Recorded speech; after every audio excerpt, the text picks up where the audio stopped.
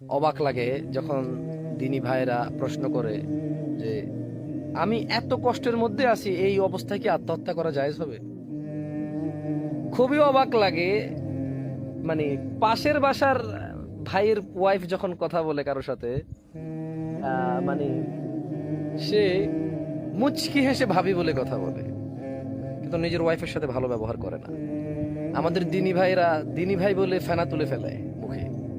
দিনী ভাইরা বস, স্যার, শেখ, আলেম, উলামা, হুজুর, মোল্লা, মুন্সি বলে ফেনা তুলে ফেলে মুখে, কিন্তু বাড়িতে বাপের সাথেও ভালো আচরণ করে না, মায়ের সাথেও ভালো আচরণ করে না, ভাই বোনের সাথে ভালো আচরণ করে না।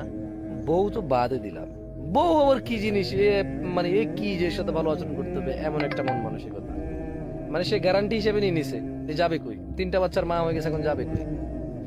ভাগ্য ভালো আপনার যে আমরা নিজের হাতে যোগটাকে পরিবর্তন করে ফেলেছি। অন্যায়